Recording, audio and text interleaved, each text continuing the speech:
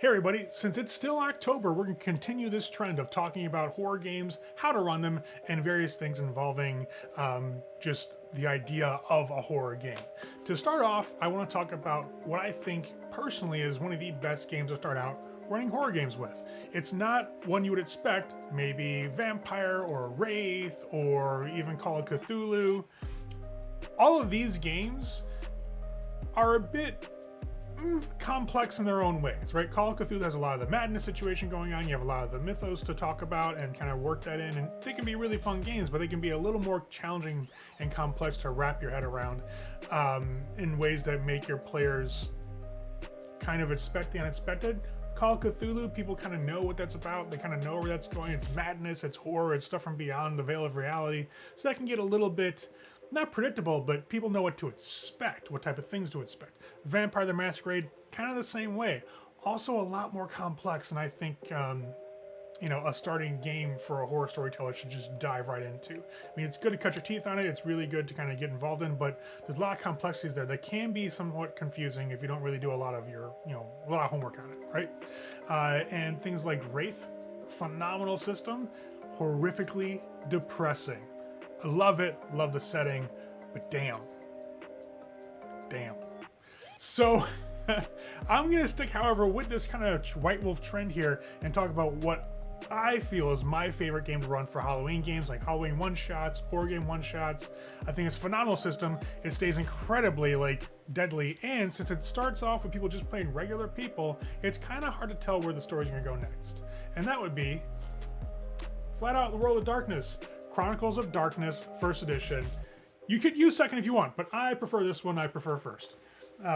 That's a topic for another time as to why. However, I think it's an amazing game in terms of combat being deadly, confrontations having, consequences that are actually really visceral.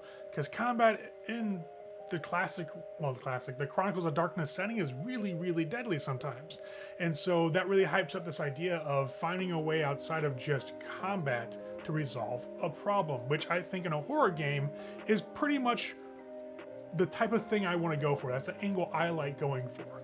For example, if we look at classical horror movies, right?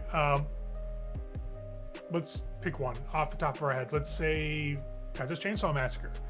Not a lot of supernatural going on there. There's not really a whole lot of fighting against them and taking them out that really ever fully does the trick. There's still, the bad guys keep coming no matter what, right? Or if you look at Friday the 13th, killing Jason is not easily done in just one, encounter with the main characters, right? The protagonists. It's always a long drawn-out affair that to find things and ways to kind of, work within the rules of Jason to beat him. So I think that having a combat system that's very visceral, and if you have people start out as just normal people, you get a really good ability to do that with this system. With this particular system, having supernatural antagonists against human, normal people as PCs, it really kind of gets a good feel for that, crap, we can't just beat this guy up. We have to find some other way around this problem. We have to do some other things. We have to figure out how to, resolve the puzzle of escaping from this place. One of my favorite games that I've ever run for a one-shot horror game had to do with this particular setting. And we were looking actually into Requiem as being the main antagonist source, and we used the Oberlocks. Hillbilly cannibalistic vampires. What is not to love? That's just, for a horror setting, it's just right in front of you. So I threw them all into the basement of this Louisiana swamp with two Oberlocks and one ghoul, and I kind of had them all fight their way out. Now I did this with pre-made characters, and it was just basically by archetype, right? Who wants to play the academic? Who wants to play the farmhand? Who wants to play the criminal? Who wants to play the priest?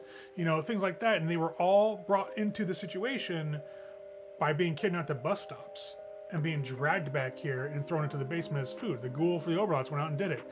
And as they went through this house and managed to, get further out and realize they're in a swamp, they started uncovering things, clues about what they were actually involved in, and the really weird, twisted effect that the Oberlocks bloodline has on them. They grow old, they age, but they're still immortal. So you can have that, grandpa from the Texas Chainsaw Massacre sitting in his chair, an ancient fucking vampire that's like 80, 90 years old, but it looks like it, but he's still an undead engine of destruction, kind of.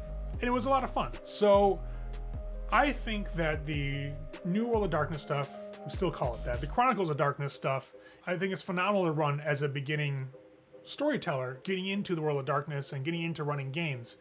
The setting is whatever you want it to be. You can toy around with things. In my opinion, use the Chronicles of Darkness, like supernatural templates, as like, I don't know, inspiration. Do what you want to do, but you still get to make normal human people, or human characters, just regular everyday Joes, out of the core book. And to be honest, in my opinion, this particular book does a really good job of allowing you to create interesting human characters with the merits, with the way the characters are built, that still give you a chance to survive in like regular everyday combat. But when you add supernatural templates to your bad guys from the other, splats from the Chronicles of Darkness setting, you have some really good antagonists for your human characters. And I'm not saying go fully hunter, and go crazy wild like, the Winchesters.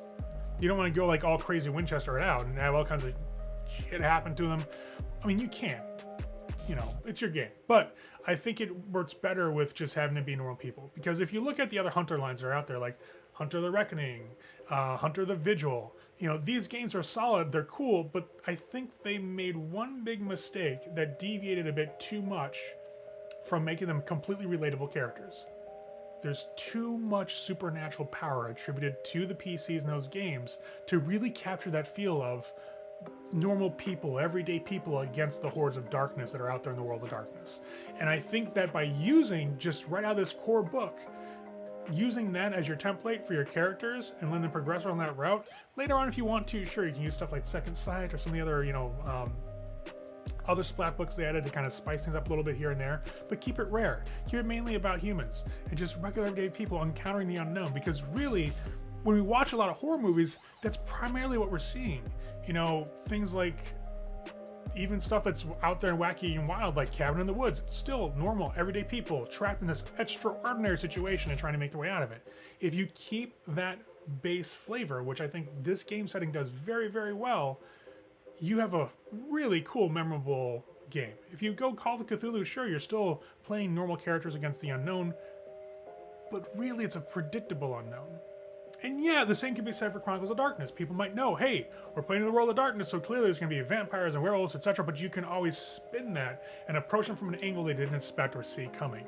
You can make it more Cthulhu-esque. You can make it more, like American Werewolf in London-esque. You could go all these classical horror movie routes and have fun with it, and then still later on, if the players liked it that much, they want to continue it on as a major thing, you can start adding to it from there. Going to different splats, maybe slowly integrating more and more things. Like the one I did, we started out as normal people against the Oberlock vampires in a Louisiana swamp. Next thing you know, they're in New Orleans, and I was going to introduce part of the God Machine Chronicle, and it turned into another vampire thing, which the players nearly killed each other during. It was probably my fault. But either way, like there's a lot of really fun ways to transition. So I think that for my vote, I gotta say, for a beginner storyteller running horror games, you really can't go wrong with this book. This book is amazing. It is the first edition Chronicles of Darkness, World of Darkness book that was put out by On Its Path. The second edition is out there. It's primarily in print right now. They're doing all their new second edition stuff for it. I think Hunter's second edition just got a green light for them. It's a good book. The new second edition is, well, not new, it's been out for a while, but the second edition is comparable. They made some changes, some of which I don't agree with, but I think it's overall still a solid system. So if you pick up the second edition Chronicles of Darkness book, still have fun, still a great setting, still a phenomenal mechanical, rule set that can really help you portray this world and normal people, within it. So that's my vote for best starter horror game system. And we'll talk some more stuff. I think maybe next time I may do a walkthrough of crafting a horror game. So we'll see what happens at the end of the month. And we got some fun stuff coming up this month. And I actually have to go right now because I have to prep for this awesome, huge table talk session we're going to do live on Twitch tonight. Link in the description below, by the way, if you want to check out some of our stuff we do on Twitch.